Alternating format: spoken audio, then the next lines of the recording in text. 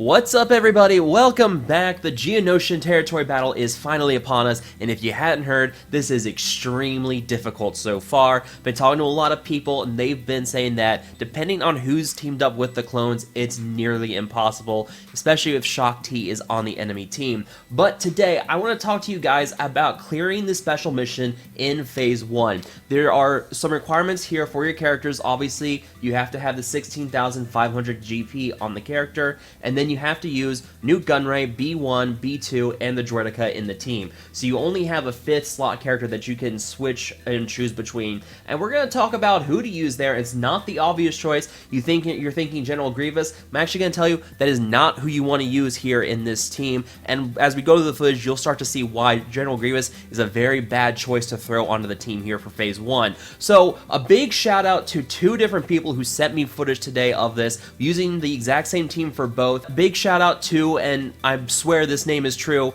Your Face, which is one of the officers within my guild. He sent me this footage and told me to use it to make a guide. And then also Gator J Big 1 Baba Yaga, which that's quite a mouthful of a name, but also he has a John Wick avatar on Discord, so awesome on that. I love John Wick. So big thank you to both of these guys for sending me footage. Very much appreciative of that. So let's go ahead and talk about the roster and who you want to use in that 5th slot and why. With filling out that 5th slot, obviously you're very tempted to use General Grievous in there because he has a lot of stacking damage with all the droids here, and he can do a lot of damage, and he has a stacking health as well. He's very durable. However, he is not the character you want to use at all. He is actually he actually makes it much harder for you if you do throw him in this team. So take out General Grievous and throw in Magnaguard. You're probably wondering why. The answer for this is B1 Battle Droid. As we go through the footage, you guys will see the B1 Battle Droid constantly stacks up a lot of stacks of the Droid Battalion buff. And with his Droid Battalion buff, the more he has of it, the more he can heal with his special. He's able to gain a lot of it by using his special anyways, but General Grievous constantly moving damages B1, and then B1 loses stacks a lot. This team is made to be incredibly durable because of the massive amounts of healing coming out from the B1 Battle Droid, so you have to make sure that he is moving fast, so put speed mods on him, and then obviously potency as well. And in terms of Zetas, you do need the Zetas on both B1 and B2. The B1 Zeta gives him additional 50 stacks of the battalion buff, and the B2 Zeta gives a lot of bonus turn meter to your droids whenever he lands debuffs. Now in terms of other Zetas on this team, third up is Nute Gunray. You don't have to have this one. Your Face actually cleared this without the Zeta on Nute Gunray, but it is a very helpful one because a lot of target lock and debuffs are flying out between B1 and B2, and then after that you have the Zeta on Droidica with Assist, which is also very helpful, but not at all recommended or required. And then you have the IG-100 Zeta, which is pretty much, it's just there. You don't have to have that one. I really think just go ahead and skip the Zeta on Magnaguard. You don't need it. So make sure you have at least the Zetas on B1 and B2, and consider maybe throwing on the Zeta on Nute Gunray if it's going to make things much easier for you down the road. So the overall strategy for running this team is to spam the special on B1 as much as possible, and to use it as a heal as well because of the ability where it can heal more based on how many stacks of Droid Battalion he has, and he gains several stacks based on how many Droid allies he has anytime he uses a special. So obviously spamming his special is paramount here. You can use it all the time, it has no real cooldown, use it as much as possible, and really stack up those Droid Battalion buffs on B1. In terms of Nute Gunray and his extortion ability, it deals 20% max health damage to the enemy target, and the characters that you're fighting against here in these territory battles are very, very health heavy. I've seen screenshots of Darth Malak draining, I believe, upwards of 500,000 health on a Shock T in one of the later waves of a fight. So if you are able to deal max health damage with something like Extortion, and also if you have the Zeta on Nute Gunray, that is very significant because that's a lot of free damage you're able to deal out. So using Extortion as much as possible to really get that max health damage on the enemy team, very helpful here. Plus, whenever it's cleansed by the enemy, it gives stacking crit damage to your team, and of course that's going to allow them to do more damage. Very helpful overall, though of course B1 cannot critically hit, so it is kind of a drawback for him, but your other characters are going to be able to deal more damage too, so that's always helpful. And then for Droideka, you can use his shield to have him slow down, help regenerate protection, and then use his special with the stacking damage based on number of charges. Use that against one of the targets you really need to focus down, like say a leader on the enemy team like Cody or Shaak Ti. If someone is low on health and can also be easily picked off, also a very good idea to maybe use this if you need that extra push to get rid of that character. Now you do have to of course watch out for clone medics in case they're around because they can revive the allies. And of course you do also have to worry about something like Shaak Ti giving out retribution to all the clone allies, and that's why having the dispel from B2 is very helpful here. You know, it helps give the bonus turn meter because of the debuffs going out, especially buff immunity, and then that buff immunity is also very helpful against someone like the clone sharpshooter because a sharpshooter can stealth and deal massive damage to a target, and you really just need to make sure he cannot stealth. So if you can use the abilities from B2 to make sure that sharpshooters cannot stealth, then you can easily shut down one of the characters that can become a deadly threat to your team. Obviously, clone commanders have to be your top priority because they give a lot of bonus turn meter to his allies and can also really reduce the speed advantage that you have here because everyone's set to the same speed level if clone commander is present.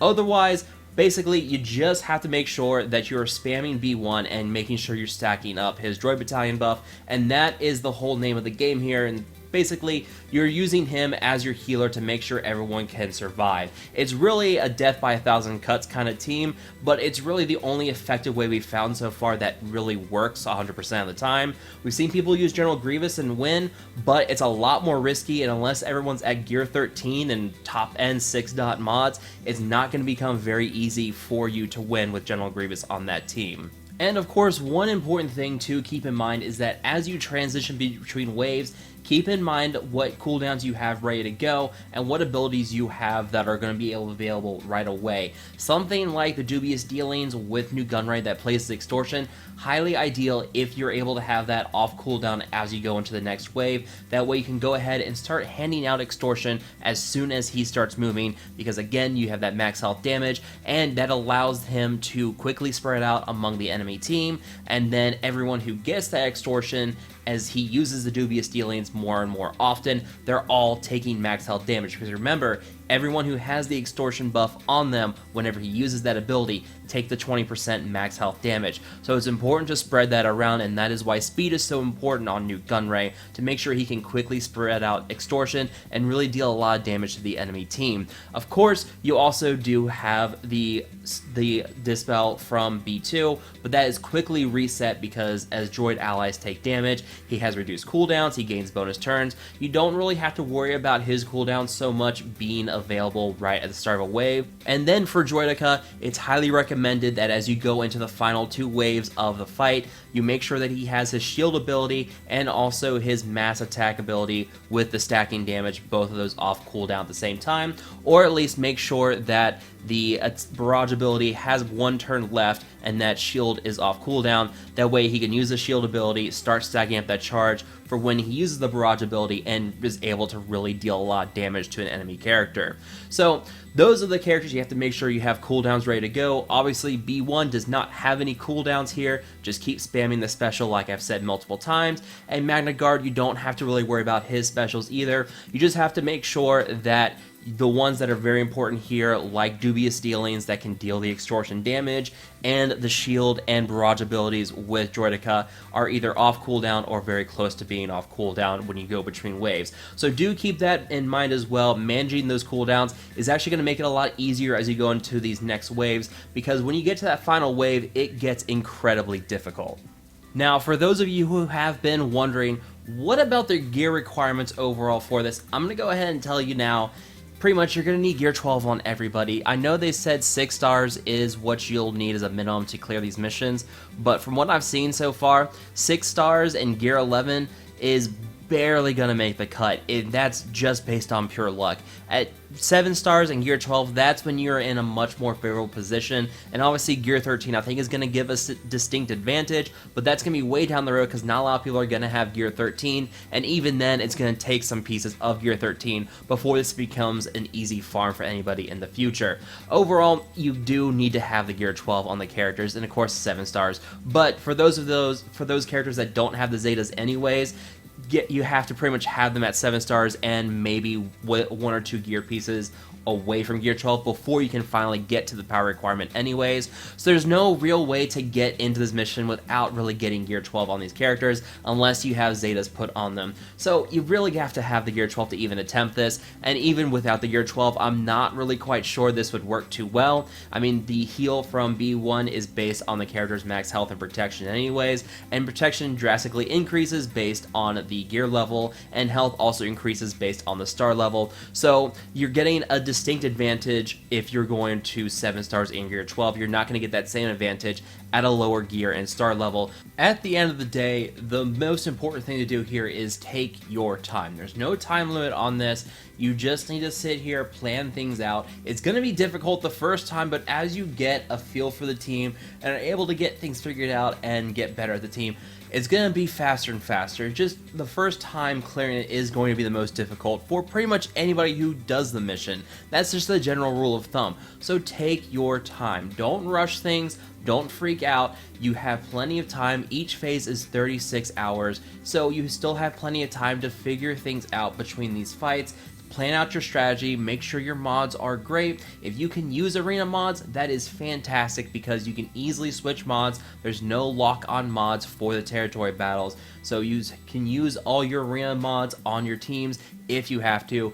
Just take it slow. That is the most important thing to take away from all of this, and that is the most important thing to keep in mind. Don't panic.